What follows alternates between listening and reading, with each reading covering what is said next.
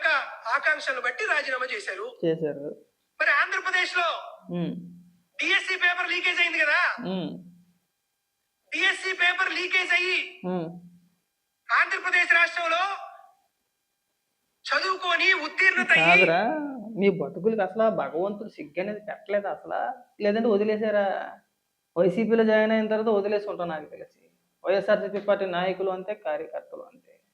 అసలు DSC paper leak అయిందని చెప్పినోడు ఎవడో?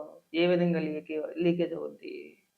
సిబిటి విధానంలో కదా పరీక్షలు జరిగింది, ఆన్లైన్ విధానం కదా, అవునా కాదా? మరి ఏ విధంగా లీకేజ్ అవుద్దని చెప్పేసి మాట్లాడుతున్నారో అయినా నాకు తెలియక అడుగుతానండి. 5 ఏళ్ళు మీరు పరిపాలించి ఒక్క డిఎస్సి కూడా మీరు నిర్వహించకుండా, ఒక్క టీచర్ పోస్టు కూడా మీరు భర్తీ చెయ్యకుండా, ఇవాళ వచ్చి మీరు మెగా డిఎస్సి గురించి మాట్లాడడానికి కొంచెమైనా సిగ్గు అనిపించట్లేదా? రీసెంట్గా హైకోర్టులో ఒక పిటిషన్ వేశారు. ఏమని వేసారు చెప్పండి వీళ్ళు? గతంలో అంటే ఈ ప్రభుత్వం నిర్వహించిన మెగా డిఎస్సి ఏదైతే ఉందో తద్వారాగా 16,000 మంది అంటే 16,000 టీచర్ పోస్టులు భర్తీ చేశారు. దాదాపు 16,000 మందికి ఉద్యోగాలు వచ్చినాయి. వాటన్నిటిని కూడా రద్దు చేయాలని చెప్పేసి పిటిషన్ వేశారు. వాళ్ళు వచ్చి ఏమని మాట్లాడుతున్నారండి? అవకాశం దొరికింది కదా, సందు దొరికింది కదా, దీన్ని కూడా కలిపి కొట్టేద్దాం మనం. అవి ఇంకేం లేదు, పేపర్ లీక్ అయిపోయింది. అసలు పేపర్ ఏ విధంగా లీక్ అవుతుంది మీరే చెప్పాలి. ఆన్లైన్ విధానంలో పరీక్షలు జరిగినాయి. Online CBT computer based test. ఇక్కడ లీక్ అయ్యే అవకాశమే లేదు. పోనీ అనుకుందాం కాసేపు, మీరు మీ చెప్పే వాదన కాసేపు నిజం అనుకుందాం. మరి ఎందుకు పోరాటం చేయట్లేదు మీరు? ఎందుకు వదిలేసారు? ఎందుకు సైలెంట్ అయిపోయారు? మెగా డిఎస్సి గురించి మీరు ఎందుకు మాట్లాడట్లేదు? ఏదో హైలైట్ చేద్దామని చెప్పేసి మొదట్లో వాళ్ళందరినీ తీసుకొచ్చి, ఎవరైతే ఉద్యోగాలు రాలేదో వాళ్ళందరినీ తీసుకొచ్చి ఒక 20 మందినో లేదా 30 మందినో తీసుకొచ్చి కూర్చోబెట్టి వాళ్ళ చేత మాట్లాడిపించారు. తర్వాత మీరు ఎందుకు మాట్లాడట్లేదండి? వాళ్ళు వచ్చి పన్నోడు చెప్తున్నారు. అసలు గట్టిగా మాట్లాడుతూ మెగా డిఎస్సి గురించి మీకు మాట్లాడే హక్కే లేదు. మీకు నోరు మూస్తే బాగుంటది. ఉద్యోగాలు సాధించాల్సినటువంటి నిరుద్యోగులు నష్టపోయారు కదా. మరి 5 ఏళ్ళు ఏం చేశారా పోరంబోకు? 5 సంవత్సరాలు నిరుద్యోగులు నష్టపోలేదా అండి మీ హయాంలో? 19 నుంచి 24 వరకు గత 5 ఏళ్ళు. మరి నిరుద్యోగ యువత గురించి వాళ్ళ కపట ప్రేమ చూపిస్తున్నారు కదా మీరు. ఆ రోజు ఏమయ్యింది? ఆ రోజు ఎందుకు మాట్లాడలేదండి మీరు? జగన్మోహన్ రెడ్డి గారిని వెళ్ళి అడగొచ్చు కదా, అయ్యా జగన్మోహన్ రెడ్డి గారు, మనం అధికారంలోకి రాకముందు అధికారంలోకి రావడానికి ప్రతి సంవత్సరం జనవరి నెలలో మనం డిఎస్సి నిర్వహించేస్తామని చెప్పేసి పెద్ద పెద్ద ఉపన్యాసాలు ఇచ్చాము, హామీలు ఇచ్చాము.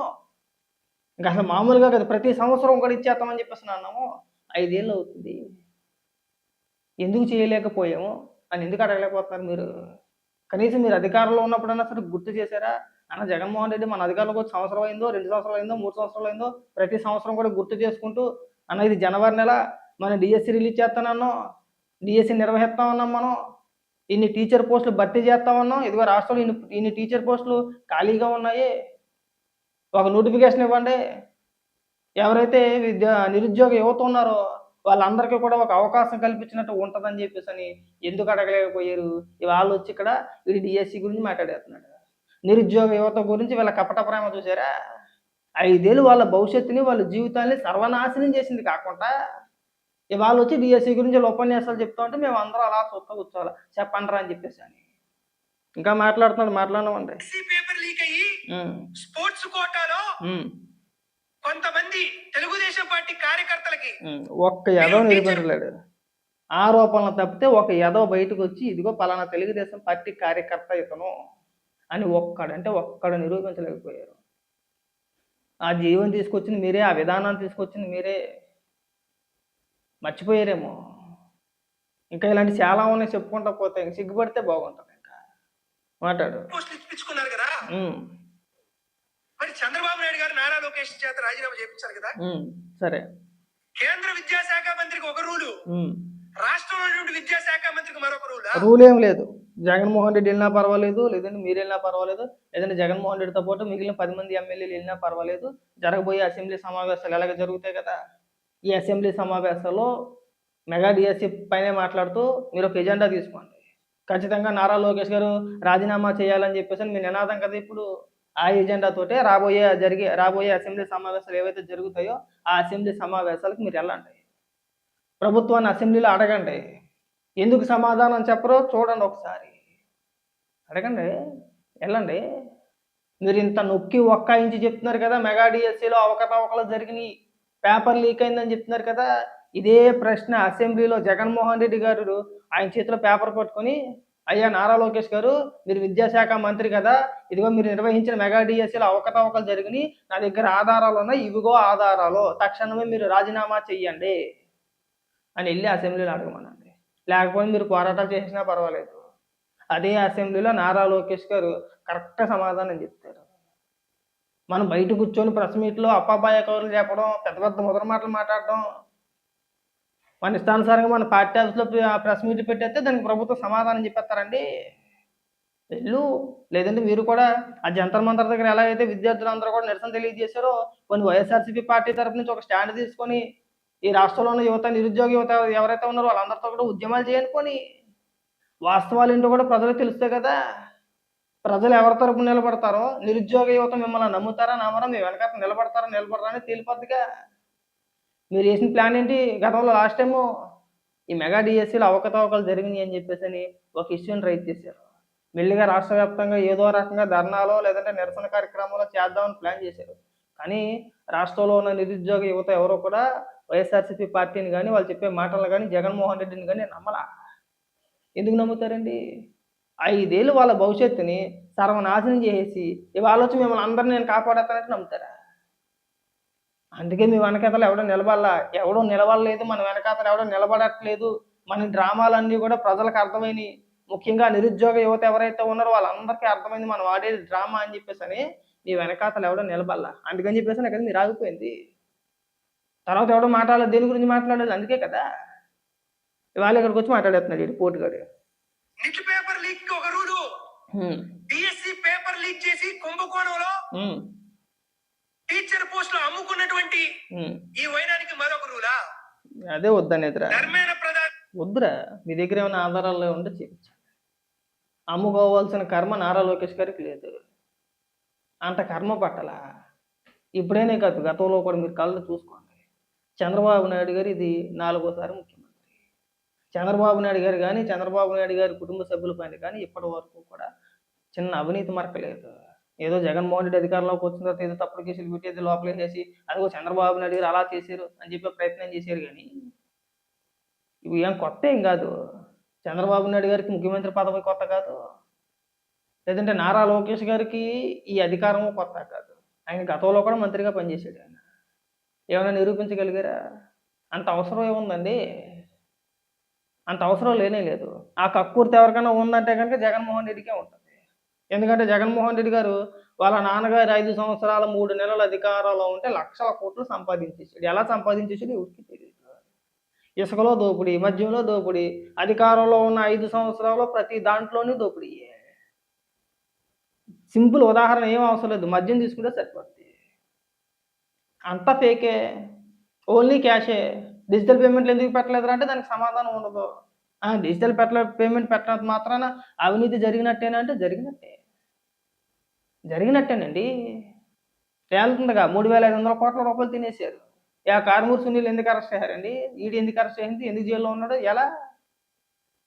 ఆ కారుమూరి సునీల్ కావచ్చు, లేదంటే ఆ వాసుదేవరెడ్డి కావచ్చు, లేదంటే రాజకేశ్ రెడ్డి కావచ్చు, వీళ్ళందరూ జైల్లో ఎందుకున్నారో మన రీసెంట్గా జగన్మోహన్ రెడ్డి పిఏని ఆ ఈడీ విచారణ ఎందుకు పిలిచింది? పనిలోకి పిలిచారా? మరి దాని గురించి ఎవడు మాట్లాడ్డా? మీరు చెప్తే అయిపోద్ది ఎట్రా మాట్లాడు. ఇంకా ఏ విధంగా రాజీనామా చేశారో ఆంధ్రప్రదేశ్ రాష్ట్రంలో ఉన్నటువంటి డిఎస్సి పేపర్ లీక్ కూడా చంద్రబాబు నాయుడు గారు, నారా లోకేష్ గారు బాధ్యత వహించి తీరాలి. ఖచ్చితంగా చేస్తారు. ఒకవేళ నిజంగా డిఎస్సిలో అవకతవకలు జరిగినాయి, నిజంగా ఉద్యోగాలు అమ్ముకున్నారో అని మీరు ఆధారాలతో నిరూపించగలిగితే మీరు చెప్పాల్సిన లేదు నారా లోకేష్ గారికి. ఒకరి చేత అనిపించుకునే వ్యక్తి కూడా కాదు. మీకు దమ్ము ఉంటే ముందు ఆధారాలతో నిరూపించే ప్రయత్నం చేయండి. ఒకవేళ ఆధారాలతో నిరూపించకపోతే మీరు శాశ్వతంగా రాజకీయాల నుంచి తప్పుకుంటాడు జగన్మోహన్ రెడ్డి. ఇంక మళ్ళీ జీవితంలో రాజకీయం అనే పదం ఎత్తకూడదు, ఇంకా అనే పేరు ఎత్తకూడదు. ఎందుకు అంటున్నానంటే నేను మళ్ళీ చెప్తున్నా, బాగా గుర్తుపెట్టుకో. 2014 నుంచి 2019 వరకు మీరు చేసిన ఆరోపణలు ప్రధానంగా పింక్ డైమండ్, లేని పింక్ డైమండ్ ఉందని చెప్పేసి ప్రచారం చేశారు. అది పెద్ద అబద్ధం. అది మీరు అధికారంలోకి వచ్చిన తర్వాత నిరూపించలేకపోయారు. రెండోది, అమరావతిలో అవినీతి జరుగుతుంది, 6,17,000 కోట్ల రూపాయలు తినేశారని చెప్పేసి పుస్తకం వేశారు. 6,17,000 కోట్ల రూపాయలు జగన్మోహన్ రెడ్డి దగ్గర జీవోలు కూడా ఉన్నాయన్నాడు. అనేక సభల్లో చంద్రబాబు నాయుడు గారిని నేను అధికారంలోకి వచ్చిన తర్వాత 45 రోజుల్లో జైలు వేస్తాను, నా దగ్గర జీవో అయింది, ఇదిగో పుస్తకం అన్నాడు. అది పెద్ద అబద్ధం. రెండో అబద్ధం. మూడోది కోడికత్తి డ్రామా. తన పైన తానే దాడి చేయించుకున్నాడా, డ్రామానా, గాయం అయ్యిందా అవ్వలేదా అని ఎవరికి తెలియదు. అదొక పెద్ద మిస్టరీ. అందుకే చూడండి, మన రాష్ట్రంలో వైద్యం చేయించుకోకుండా హుటాహుటిన హైదరాబాద్ పారిపోయి సీక్రెట్గా వైద్యం చేయించుకున్నాడు. ఆ గాయం అయ్యిందా లేదనేది కూడా ఎవరికీ తెలియదు. మూడో అబద్ధం అది. తన అధికారంలోకి వచ్చిన తర్వాత కొన్ని నిరూపించగలిగాడా? ఆ రోజు ఏమని మాట్లాడారు మీరు? చంద్రబాబు నాయుడు గారే చంపిద్దాం అనుకున్న అది ఇది రకరకాలుగా మాట్లాడారు. 5 ఏళ్ళు అధికారంలో ఉండి ఎన్ఐఏ కోర్టు పలుమార్లు కోర్టుకు రండియా, మీరు చెప్పే జవాబు ఏంటో మీరు చెప్పండి. దీనికి ఎన్నాళ్ళని చెప్పేసి నేను నాంచుతానంటే అధికారంలో ఉన్నన్ని రోజులు కూడా ఆ శ్రీనివాస్ ఎవరైతే ఉన్నారో కోడికత్తి శ్రీను వారికి బెయిల్ రానవ్వలేదు. మనోడు కోర్టుకి ఎలా వెళ్ళలేదు. రీసెంట్గా మన బెయిల్ వచ్చింది, బయటకు వచ్చాడు.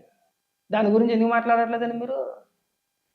తర్వాత గొడ్డల పోటు, బాబాయ్ గొడ్డల పోటు మీరే వేసుకొని చంద్రబాబు నాయుడు గారి చేతిలో కత్తెట్టి నారాసుర రక్త చరిత్ర అని పేపర్లో రాసేసారు.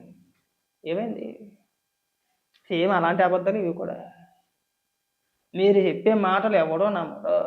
మీకు ఏదైనా చేతనైతే ఆధారాలతో సహా నిరూపించే ప్రయత్నాలు చేయండి. ఈ అప్పాబాయకోళ్ళు వద్దురా, ఈ చిల్లర మాటలు వద్దు. ఎవడో నమ్మడు, నమ్మే పరిస్థితుల్లో లేరు. ఒక చిన్న లాజిక్ చెప్పు. 5 సంవత్సరాలు మీరు మెగా డిఎస్సీ ఎందుకు నిర్వహించలేదండి? మీరు 5 ఏళ్ళు అధికారంలో ఉన్నారు కదా, 19 నుంచి 24 వరకు జగన్మోహన్ రెడ్డి కదా ముఖ్యమంత్రి. డిఎస్సీ ఎందుకు నిర్వహించలేదు? ఎందుకు నోటిఫికేషన్ ఇవ్వలేదు? ఎందుకు టీచర్ పోస్టులు భర్తీ చేయలేదు? ఎందుకండి? నిరుద్యోగ యువత అని చెప్పేసి ఆ రోజు గుర్తుకు రాలేదు మీకు? వచ్చి పొగడి మాటలు మాట్లాడు జనాలు నవ్వుకుంటున్నారా బాబు? మీకు అర్థం కావట్లేదు. పోనీ ఇదే అంశం పైన ఇప్పుడు తీసుకున్నారు కదా, కేంద్ర విద్యాశాఖ మంత్రి